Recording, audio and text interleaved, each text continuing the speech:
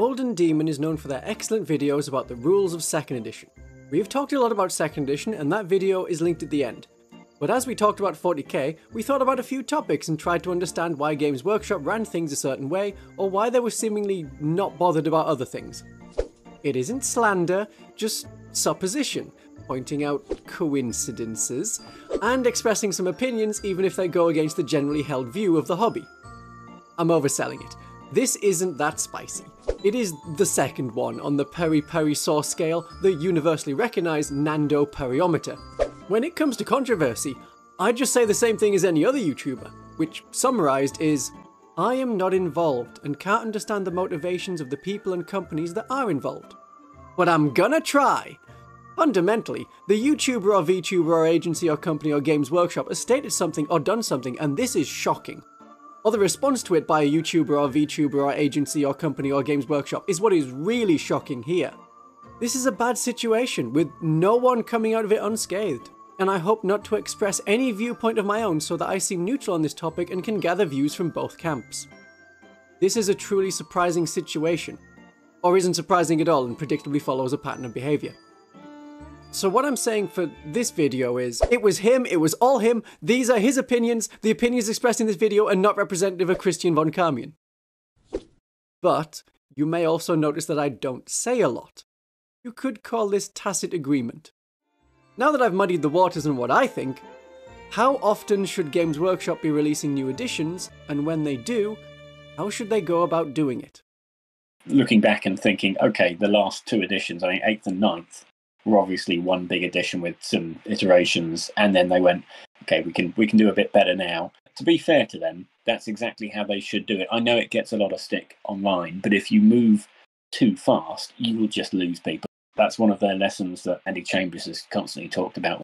The refresh of Epic, he said that going from the first Epic to Epic 40,000, it moved so fast it left people behind, and the people who were left behind just went off and did their own thing. A lot of people have given 10th a lot of shit, but a lot of those changes I think they got right. Obviously, they printed the books before they playtested the rules fully. There was that. It's not how I'd have done it, but I don't know how they plan out making money, because they've got to fundamentally stick a product out that people buy. But if it were me, that Warhammer World Open Day, I'd have gone, here's your rules, here's all your stuff, here's your PDFs, go ahead and play it for a couple of months, come back and tell us which bits are broken, and then we'll print you some books. You've playtested them, they'll be what you want. And we can blame the fans then, it's their fault it's wrong. It would never work. Certainly less kind of bitter taste in people's mouths. I mean, I was actually on holiday when those rules dropped, and literally at the start of my holiday, I was like on the Wi-Fi and I was looking at all these rules. But by the time my holiday had finished, people had already worked out, okay, Death Guard, rubbish, Mechanicus, rubbish, no hope. I remember doing a video every day as they were announced and like, this seems really weak compared to everything else that we've seen so far. And yeah, and that's because I don't know how many people would have been involved in looking at that and going through it and literally picking it apart. But Games Workshop physically don't have that many people working for them on staff. Oh, no chance, no. But it's certainly not as large as the entire internet's worth of wargamers who look at this stuff and go, no, that's not quite right. Because you've got an awful lot of stuff to do there. I wouldn't want that particular job. I think they should do it is just chuck it out, let people play test it a couple of months. Yeah, like a version 0, essentially. Yeah, and then you give them the beta rules. I think they'd do that next time. I assume for 11th edition it's going to be... Well, actually, no, they won't need it for 11th edition because that'll be the same rule set, but for 12th. If we had more control over the rules at the start of the edition, then we would probably feel happier about it. We got free core and index rules at the start of 10th edition, but codices after that cost money. Even if you want to use the Games Workshop app to make an army list, you can, but any rules beyond that are locked behind a content paywall. But maybe all the rules shouldn't be free online. I know a lot of people say, they should always do free rules. I don't necessarily agree with that because free rules really appeal to the hardcore fans, but there's a lot of casual people in there who just want to go into a shop, buy a thing, and pick up that thing and read it and go, this is the rules now. I know that's a controversial I know, I was going to say, we're getting really edgy at the moment. It's because I went into a Games Workshop like a couple of weeks ago, And I don't keep up with Age of Sigmar at all. Right. I'm aware of it. I look at all the miniature releases, but I haven't got the faintest idea of how to play Age of Sigmar. So I want to do videos on Warhammer. If you want to talk about Warhammer, you're going to have to talk about Warhammer as it used to be. You have to talk about Warhammer the Old World and also Age of Sigmar, which is what it became. So I was like, okay, I probably should learn something about Age of Sigmar. And of course, I walk in there and it's just overwhelming. I've tried to keep it simple, but it's like, here's your 15 battle tombs. Here's battle your tombs. generals. Here's your thing. Yeah, battle tome. Battle tomes. That's the one. Here's all of your content, please. And I was just like, is there just like an easy thing for me to buy that just tells me everything? And they're like, yeah, this is what you need. This is the easy thing. This is the easy thing. If it was online, it would be basically a web page with a lot of links to all the different things. A lot of PDFs, and the PDFs would be pretty big because they are going to be everything to every person. They are literally going to be here's everything we've got. And also all of the legend rules and all of the supplements and all the Forge World units. Yes, I mean, One Page Rules works like that, but is a much smaller number of PDFs, and their PDFs themselves have far fewer units. Yes, there are a lot of units now, and you can't take the units away too well because people don't like it. They really don't. Everyone agrees there are too many Space Marine units. So which Space Marine units are going to go? And that's when the fight starts.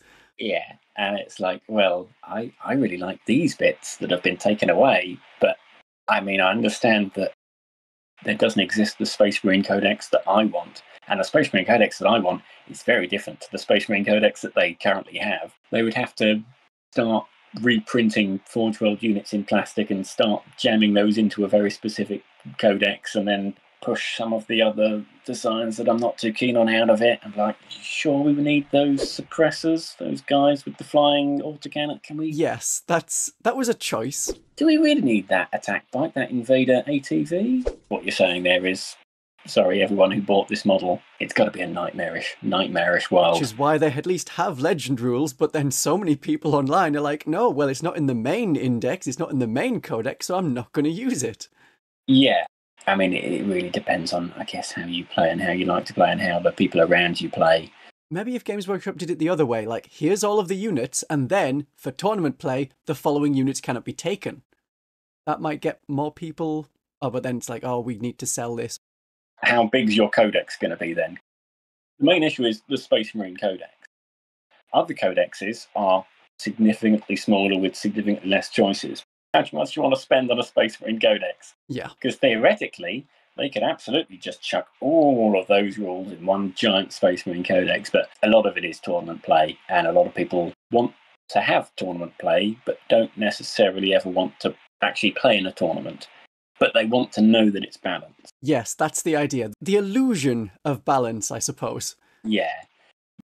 This is a fair game because the points say so. Yeah, I completely know why that would be, and it would put me off a system. And for 6th and 7th edition, when I was kind of out of the hobby, kind of painting but not really playing too much, paying a bit of attention, and you look online and you see tournament Games Workshop lists, and they just looked so awful to read. I just thought, I don't ever want to play this. I don't want to go into a store and play this. I don't ever want to go into a tournament and play this. I never want to meet this army on the battlefield. Yeah. It looks like this would be no fun at all. It might have been 6th, it might have been 7th when they had Death Star units. That was very much both. Okay, and it was they were getting to the point where it was like, okay, so your Space Marine list has one character from Dark Angels and one character from Space Wolves, and then another character from another codex. And then you just pick and choose some other powerful unit from another codex, and you're like, well, I'm not going to get into the hobby because I don't want to buy 4 codexes just to keep up with some guy who I might meet. But it's a weird thing because I knew there's no way that I'm going to ever play a game, even if I walk into a store and just start casually playing. I'm not going to run into one of these ultra competitive armies. You know, you see those armies being presented and you see people say, hey, these are the powerful units. And then suddenly that becomes the meta. As I say, it's an absolute nightmarish job of trying to balance this now, and I really don't know. I don't know what I'd do if it were me, aside from literally just dump the rules online and say, hey, here it is for free. Play test it yourself, and we'll come back in 3 months and we'll have some physical product to sell you. Free rules are not great for new people, but they sound great for existing players. As long as we playtest them first as a free beta product, that could be how Games Workshop proceeds in future editions. Is that controversial? You've been typing for a while now, so I'll take that as a maybe. Games Workshop exists under capitalism, so no matter how much staff there want to make the best rules and the best models and have the best community, they're a business and they need to make money to survive. So there is this precarious line between satisfying long-term players for rules and lore who already have models, compared to selling a lot of product to newer players. We don't mention Primaris Marines, but Primaris Space Marines. Games Workshop can only do the good things we like, such as the regular rules update, because they can afford to have the staff to do that. And that lets them sell more Primaris Lieutenants. It's a weird dichotomy in wargame production. If you were a developer, you'd have 6 months to work on Project B, and then after that 6 months, you'd be working on Project C. And you wouldn't go back to Project B unless there was a real big issue, or you had to do an FAQ or something like that in White Dwarf magazine, and then you'd be on somewhere else. Games Workshop is now a large company, and it now probably can afford to have floating games developers just going around and doing balance patches and what are they called? Munitorium field slates, is that? Field manual. Field manuals. It's whatever the balance strategy is for 10th edition is now that they are such a large company. The points are called the Munitorium Field Manual. Points of that, and then what's the balance? Balance data slate. Balance data slate. Okay, yeah, because they're such a large company, and a lot of people, a lot of people think, oh, Games Workshop's bad because it's such a large company now. But the truth of the matter is that you need to have a large company to have the kind of balance data slates that they do. Because just one man show isn't going to be able to do that. You're just going to run out of bandwidth. It would just be, this is the one game, it's done. I can't go back to it, and that'd be it. Yeah. I suppose as Games Workshop's a weird thing of being a small, in theory, niche, very niche game that's just spread across the entire world, run out of one shop, that's then spread to lots of little shops, and then some distribution centres, and then who knows. I don't know what happens out in the Australian outback, but somehow people there are playing 40k and watching my channel. It must be an absolute nightmare because, of course, you've got translations for all of the books. You've got to do those data slates. And then balance patch them into the different languages. And we know that English language stuff isn't necessarily the best anyway, or open to interpretation. You talk about wargaming rules. I mean, the fastest way to being a millionaire in the wargaming industry is to start with 10 million, and then you'll be a millionaire in no time. Yes. It is an easy way to lose a lot of money, especially on a release that goes wrong. I don't know how much money they're planning on making off of something like Legions Imperialis or Warhammer the Old World, but I have a feeling that those are going to be releases where they are going to be once and done. Probably scraping, breaking even, maybe. I don't know. The Imperialis one is going to be a tough one because that was pushed back, and Old World has been pushed back. I think I hear to January, but if they release that in January, that's going to be a painful day for whoever wants to make money on that. Yes, that is the time that no one has money, even after you got your Christmas money, and then you've immediately spent your Christmas money, and now all of the bills come in. Yeah. Yeah. But I don't think they've got a choice. There was obviously some issue with Legions Imperialis where it got pushed back, and the trouble is, in order to meet their release cycle for 2024, they're going to have to push for the Old World into January so they kind of get the Old World release out of the way, and then they can do what they wanted to do in 2024, which was to release things at the time of year where people would have money. So you get your Easter release, your summer holiday release, and then your kind of late winter release. That's how marketing works and stuff. Yeah, that's how marketing works. They've got plans and they know when to deliver a product into people's hands so that when they have money, they can spend that money. I've had to find out more and more about it because, like, for us on YouTube, we have to figure out when do people have the most free time so that, in theory, there's a lot of videos for them to watch, perhaps at great length, over Christmas, which is why collabs are happening now that are very long. Yeah. So.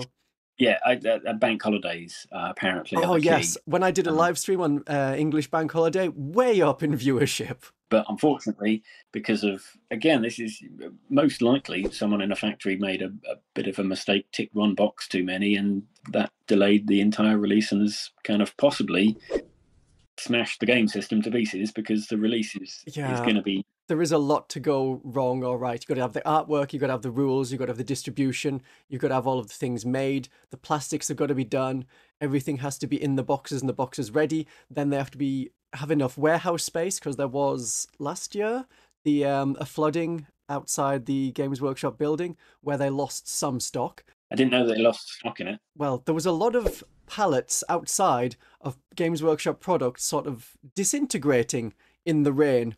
And it was assumed that was because of flooding from the pipe burst that had meant they had to put it there as a guaranteed loss. So we will lose these, not the other stuff. Yeah, that's going to be tough, because that's coming back to someone. And then you get YouTubers saying, oh, they're deliberately underproducing it to cause FOMO. And you're like, oh, they can't win. No. Can't win at all. No. One of those stories will have some truth in it. But not likely the FOMO one. As a big company, you don't ever want to overproduce stuff. No. Because that's just a loss. That's a hard loss as well. That's like paying to take a loss. You have to pay to produce it, then you have to pay to destroy it. Plus you also have it just hanging around. You've also got to pay to move it and transport. Lift crate, move crate, stand on crate, destroy crate. Brutal business. And that's why Games Workshop are the one company that has managed to forge something out of this, and there really isn't very many others. You can probably count the others where people make proper salaries on the fingers of one hand. You know, Fantasy Flight Games, someone up there is probably making some money. I imagine there might be a few people at Mantic who are making some money. You start to get into the real weeds, and you're like, okay, is this actually making you decent money, or are you just working 60 hours a week? Yeah, how are the people on one-page rules and making the Onion game doing? How are they going to manage? Yeah, and then you start to see that certain, what you think are decent companies are just like one-man bands that are trying to do everything at once. And of course, occasionally these things go wrong, and then the game just dies. And that's that. And it's really sad, because I've seen it happen with amazing games. It's like describing YouTube channels. It's like, because obviously I have my own editor and producer and script writer.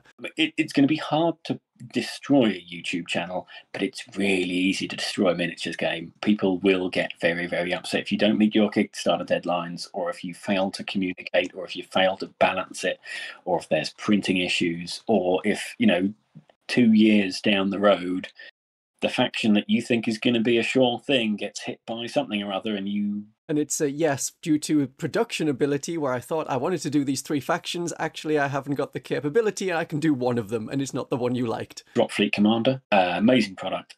It looked gorgeous. They were selling, stuck it on Kickstarter, and then production issues meant that it didn't ship on time. People got annoyed, and that was that. The one I really liked that has triggered my memory of it was Havok. They were so ahead of the time. They were like pre-painted miniatures already there, all on the same base size. They were decades ahead what they were doing at the time. It was just absolutely crazy. And they had great stuff, like when you bought a set of miniatures, it came with your background thing. It's like, here's the rules for them, and also here's some fluff in a separate booklet. Yeah, the company just went bust. I can't remember exactly how it went bust or what the main issue was. My memory of it came out about August, which is the time after everyone has all the free time and the money. So you're looking at September and October that people are going to be playing it. And then it was sold through Argos, and their catalogue had a system where you couldn't get individual units. It was just, this is the Havok blister. So you got a random, almost a gacha kind of thing for which army, which unit you would get. Oh, I got 3 of these. Oh, I didn't want them. Oh, that's a bit of a... Yeah, maybe they didn't understand how Argos worked, and they assumed Argos was like, the Entertainer or Toys R Us or something like that. And they're just like, okay, we're going to have shelf space in the UK. Cool, that sounds good. Not really a shelf space, because Argos is just a warehouse with it's more like a post office. You get shelf space, but that's somewhere else. That's not where the customers are. The shelves are at the back of the store, and we don't let the customers there. So that was Havok by Bluebird, easily confused with similarly named products like Cry Havok. Perhaps the lack of a unique name was one of the reasons they didn't progress so well. But once trading sites like eBay became popular in the UK 2 years later, Havok models could be traded until you have an army, and there was a little bit of a revival, but after 25 years, with no further rules or miniature releases, the game was gone. While Warhammer 40,000 2nd edition became 3rd edition and 40k continued. It isn't easy for companies to make successful long-running wargames. It is really hard. I'm surprised that it's lasted as long as it has, and I don't know if it'll continue lasting. Hopefully it does. It is very, very easy to lose a lot of money on this stuff very, very quickly. It looks like it'll continue, but, 5 years, 10 years away, I don't know if it's going to be around. I hope it's going to be around. Yeah, I mean, we think, oh, it's terrible, this edition's terrible, but come edition 15, or when edition 15 of 40k doesn't arrive, then you'll be like, oh, do you remember that game we used to play? That was good. I don't know whether you do many board games. Yes, a lot. Fantasy Flight Games, they made amazing games. Yep. Incredibly creative. They had a massive catalogue, had loads and loads of, everything from huge space games to Blood Bowl Team Manager to Arkham Horror to Netrunner to stuff like that. Big company making a lot of money. They get bought out. The company that buys them out kills 90% of their stuff and just says, okay, we'll focus on the core stuff and do the core stuff now. Well, maybe it could just happen if you get a new Games Workshop lead. They'll say, right, Old World isn't selling, Imperialis isn't selling, get rid of Battlefleet Gothic, they've already got rid of Battlefleet Gothic, get rid of Titanicus, all of that will get dropped and it'll just be every other year we do Age of Sigmar and 40k, there is nothing else. That could happen. It could very easily happen. Because, again, it could happen to big companies. Fantasy Flight Games was not a bad company. It was not in significant trouble at all. It's just a bigger company. Is it Asmodee came along and just went, we want to buy you now. And they went, okay, there you go. We'll take the money. Asmodee gobbled them up, and that was the end for Fantasy Flight Games' production. Luckily, though, with board games, you can kind of spin them off quite easily, much easier than a miniature game. A board game is just one product that you can dump on Kickstarter. You don't need to buy, a box set and then a bunch of tactical marines, then another blister for some characters, and then some other tanks and some stuff like that. You don't need that with a board game. So luckily, the talent that would have been producing for Fantasy Flight Games has kind of started up and spun up their own studios. Now you have lots of little studios, and the board game industry is still thriving, but very, very easily there could be a day where someone turns up, Asmodee or whoever knows, some large global giant turns up, buys Games Workshop for cheap because they're in financial difficulties, but Gorka Morka, stuff like that, Man of War. Yeah, it could have easily, or just stock issues. They just overproduced stock and people stopped buying, or even things like cost of living could just make people just go, okay, I can't afford to do this anymore, just as they then decide to double down. Yeah, like, oh, okay, Old World is going to be a whole thing. We're going to make this the 3rd game system. We're going to bring it all back. And then people are like, I cannot afford to do that. Yeah. You can tell that they know that the interest wasn't there and they've scaled that back. When they announced it, everyone was riding high and they went, okay, now how many people are actually interested in this? And people just went, actually, you know what? I don't really want to do that. Because one of the first things they said is, we're going to do 𝐃𝐽𝐬. And I was like, wow, they're really going to go for the deep cuts there if they're going to do 𝐃𝐽𝐬. And then 6 months later, nothing. Yeah.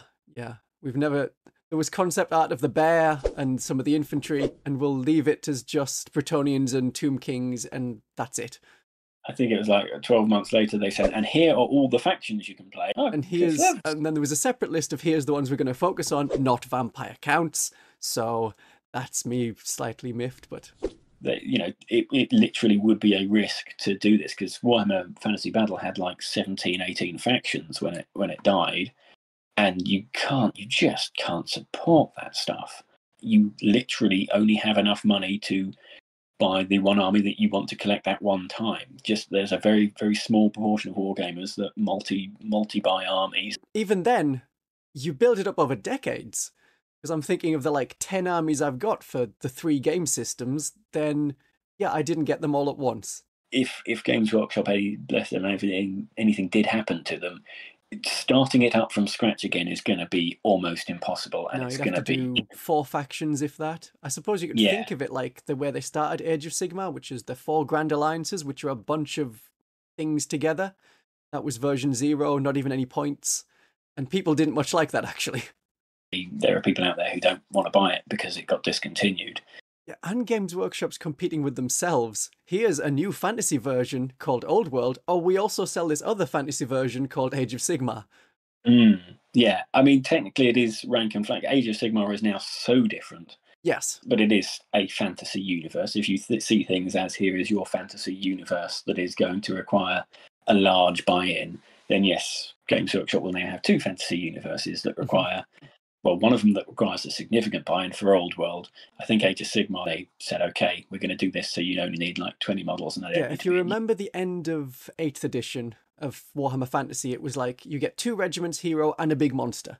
And Age of Sigmar was like, that is going to be the core, that is going to be everything. Yes, because rank and flank does not scale down well. You need 50 models minimum. Any less than that, and you're really kind of stretching what you can really do, because it's not like 3-man units when they changed Marines to have like 3-man units in there. Visually and accessibly great, because you can pick it up and buy it, and it's done, and you're done. It looks wrong for me because I know how Space Marines used to be. That's strongly imprinted on me, and I'm like, this does not work. It should be. The helmet is different. Why is the helmet different? It should be in 5s and 10s. That's how they should all work. That's right. Whereas all the Chaos Gods are 6, 7, 8s, and 9s. 6th edition Fantasy, where the base set was Orcs versus the Empire, and the Empire all had those frilly, I don't know what the correct term is, the puffy frilly sleeves.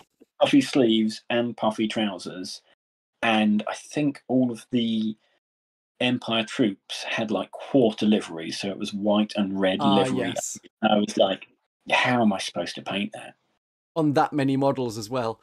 Yeah, people rag on Ultramarines for being blue and everywhere, but that's very easy to paint. Yeah. And people rag on Stormcast Eternals for being all gold. And you're like, that's really easy to paint. It might not look as visually exciting. And you can paint a Stormcast Eternal in a quartered scheme if you like. Oh yeah, Space Marines have the Howling Griffins.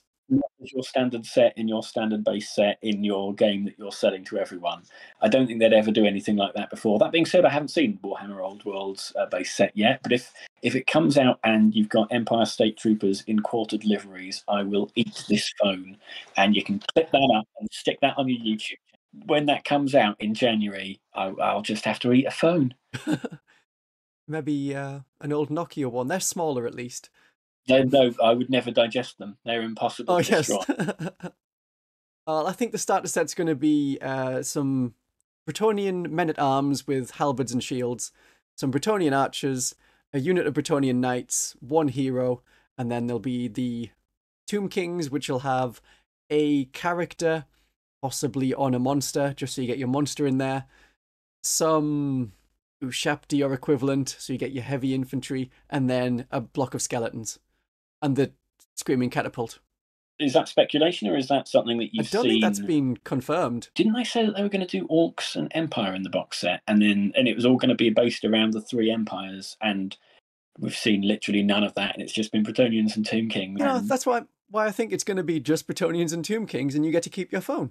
I mean, if it is, then yeah, lucky me. It'll show that they've really scaled the release down. To be honest, that's fair, and they're going to catch flack for it. You know, if 3 years ago I said, "Hey, look, and this is what I'm planning to do," and then things change, you change your mind and you change what you're going to do. You don't just say, "Oh well, I said it 3 years ago." You say, "Hey, look, like we said this, we said we're going to do this, but realistically, plans have had to be scaled back because of X, Y, Z." It's been a rough 3 years. Since they released it. We planned to do this in 2019. Things have significantly changed. People are less money now. The interest is significantly lower. It's a really big thing. Warhammer was a bit of an edge case scenario, and we can't support it to the level that you probably want it supported. It's more of a better sacrifice the old world than, say, 40k or Age of Sigmar might be the opinion that a lot of players have. We don't think that there's going to be the kind of environment that we can release this and everyone is going to get the product that we want to release. So we're going to take it back into development, and we're just going to say, okay, here's, we've probably created some models, here's the models, but we're going to take the whole thing back into development, rethink it, and then we're going to release that instead. Well, at least it wasn't on Kickstarter. No, it wasn't on Kickstarter. The thing is, I think people are going to hate them for it no matter what. And doing well enough at the moment that for Christmas they're expected to give huge bonuses to their retail staff. Yes, I saw that. I do like that. To be fair, they have done a lot of good stuff. The grant for the pandemic, they paid that all back. They didn't use it. They paid it straight back to the government. They've done a lot of really good stuff. Which is really annoying for me when I'm trying to make a sketch about how bad Games Workshop is. The best I'm going to get is a model with a really long legs, and that's what the joke's going to be. I do know exactly how Warhammer Fantasy got killed. The people that made that decision aren't with the company anymore. They're long gone. But there are people out there who'll say, I'm not buying Warhammer the Old World because Games Workshop killed it, and I don't like Games Workshop for that. And that's what you got to deal with in the hobby, unfortunately. Yeah, don't resurrect it just for me to not want it. Yeah, you can bring back a board game that failed because the board game audience has not invested too much in the board game. The people who haven't bought that board game, you can reskin it and resell it again. You can bring back a computer game that failed. There's No Man's Sky, complete disaster upon launch, but they fixed it, and now it's apparently very, very good. The same with Cyberpunk, which was boosted by a really good anime series that was meant to be a tie-in, got delayed a bit, came out. It's like, oh, that's a really good series. And then when they redid the game, oh yeah, it works well together and has got massive profits. And so people who were reviewing it in the first place and saying, no, this is terrible, are having to re-review it and say, yes, now it's good. Which is weird, because I was about to say it's really hard to bring back a miniature war game that effectively went out of business, but they have managed to do that with their back catalogue, with Necromunda and things like that. The Titans came back. They've got Epic back under a new name. I think what the issue was is so much money was invested for so long into Warhammer Fantasy. These collections became like talisman for the people who actually collected them, and they invested so much money into them. When Necromunda went, my Ratskins went. And to be fair, my Ratskins never came back for probably a very good reason. Well, there's now got the nomadic people, which are very similar. My Ratskins have ended up in my Chaos Army as cultists or as Ratskin snipers for the Imperial Guard rather than Ratling snipers. I mean, you can functionally use the models fine. But what I mean is that Ratskin gang, that was like £15 at the time. And it was they did support it with specialist games till about mid-2000. Yeah, still, that's about £2 a model. That's not too bad for a metal model. And that is perfectly fine. But if you're talking about something that went like 7th edition fantasy, was it 8th edition was the Final Fantasy? Yes. Was it 7th? 8th was the Final Fantasy, we're not talking about the game series Final Fantasy, but yes, 8th edition was the last one. If you're going from here's 8th edition, you're going to start a new army for 8th edition, right? And then a couple of years later, it's like, okay, we know you spent hundreds of pounds on that. It's all gone now. We're not going to give you. There's no support. There's not even going to be a living rule book. It's over. Maybe Old World will come back hard, and the people that sold or threw out their older fantasy armies will want to buy a new army of newer models. I don't think it will have much impact, but I kept my skeleton warriors on square bases in hopes of a return. It'll be nice to play Warhammer Fantasy again. I just hope the rules suit it better than the 8th edition rulebook. Vampire Counts and Skaven and Dark Elves, the armies I play, are not getting support beyond a PDF of rules to get you by for your existing collections. And although Kislev is not mentioned as one of the release armies, it is possible that there will be a Kislev, Arabi and Cathay release further down the line if the system does well enough. Not just based on the game's initial release. If it does badly, we might see promo Chaos Dwarves and a Kislevite-looking warband appearing in something like Warcry. It would be quite cool to see army books for them, but the way army books and a codex are laid out these days is quite different to how they appeared in 2nd edition 40k and earlier editions of Warhammer Fantasy. Reading a book like you read an old 2nd edition codex is really good. If you've never read it before, it's a great experience because you would read it and here's your page on Spore Mines, here's your page on Gene Stealers, and it's got like solid half page of text in like 12-point font, and they'll have like some artwork, black and white artwork, because the artwork back then was absolutely amazing. And they kept that style up until about 7th edition.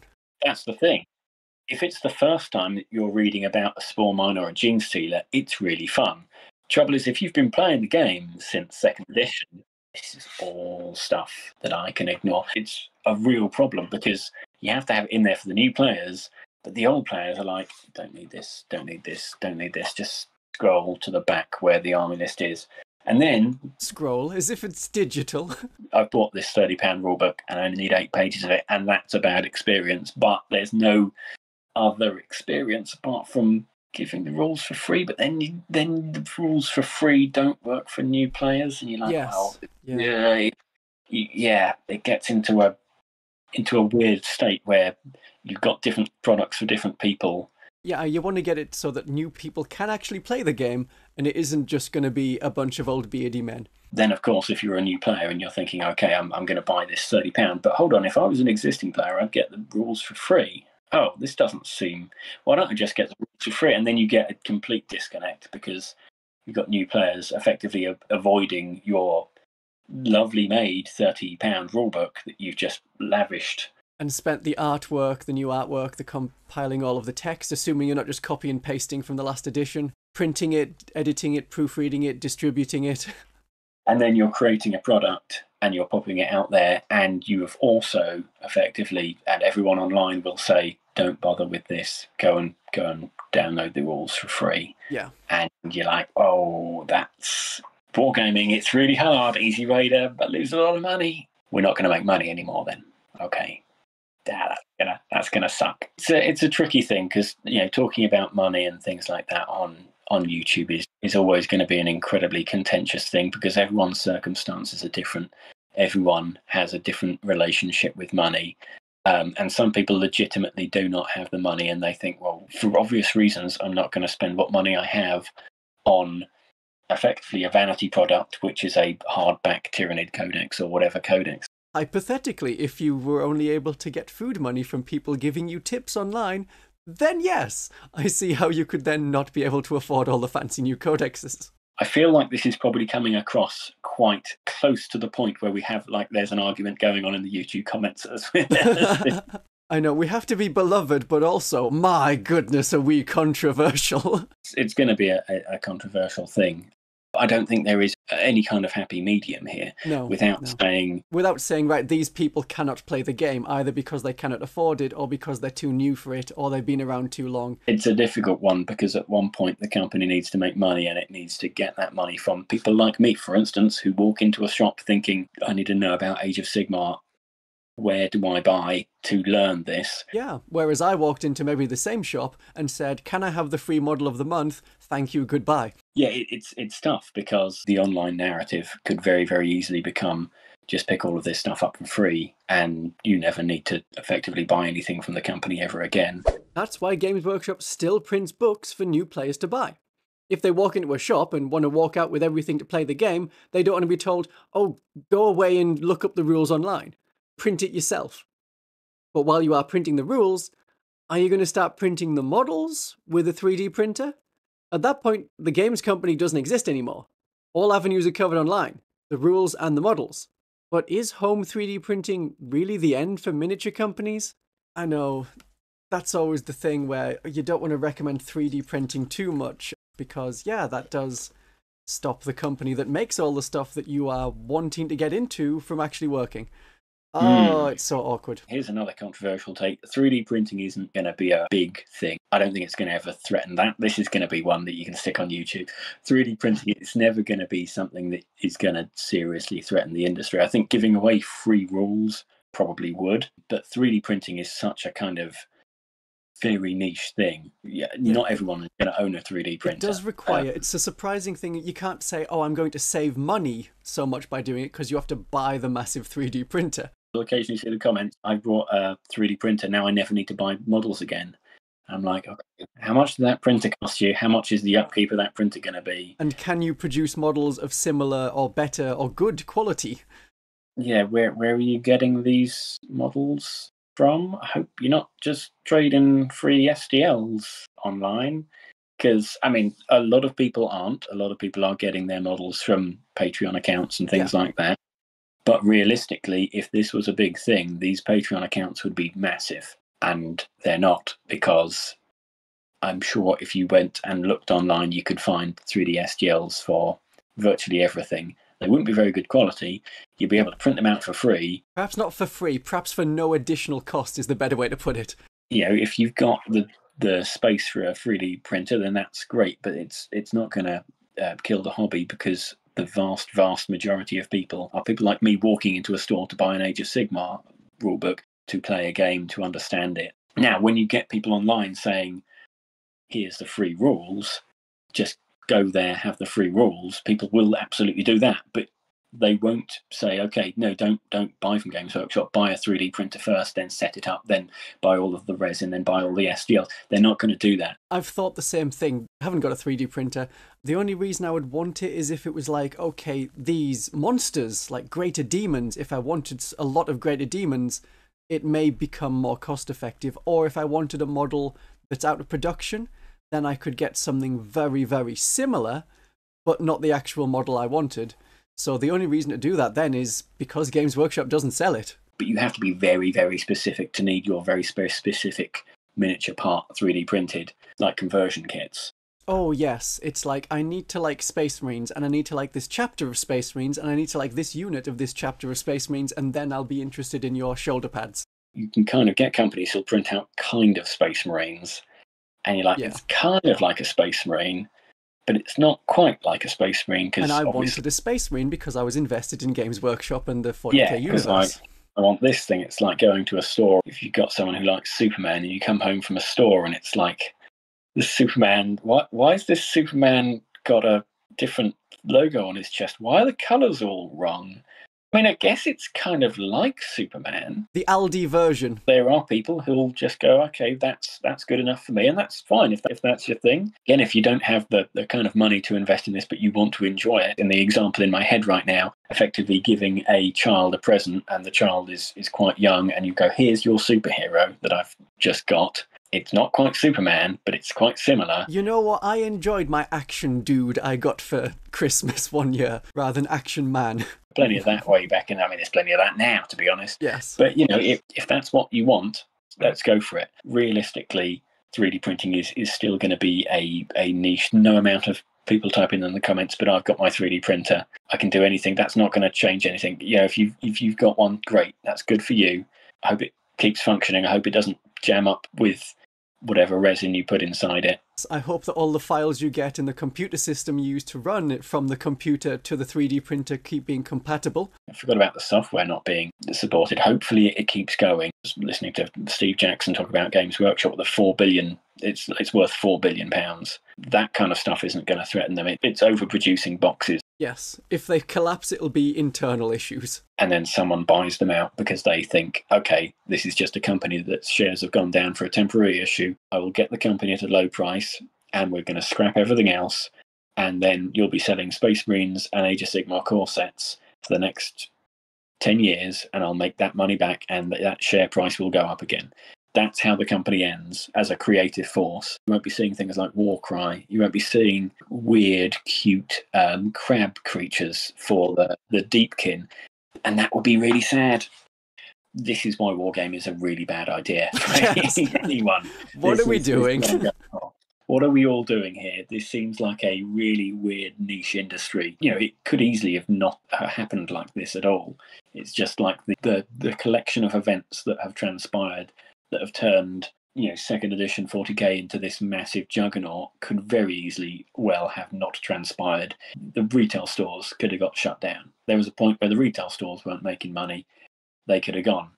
White Dwarf could have gone and never come back. So many weird things that could have happened that could have sent this all spiralling away and could still happen.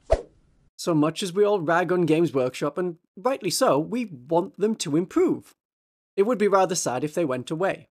But I agree with Mr. Demon. 3D printing isn't going to end the company. If every player had one, we would still be paying a lot for models. And whatever you are saving in money, you lose in time to find the file, set it up, print the models, clean them up, and get some bases and make sure everything works okay.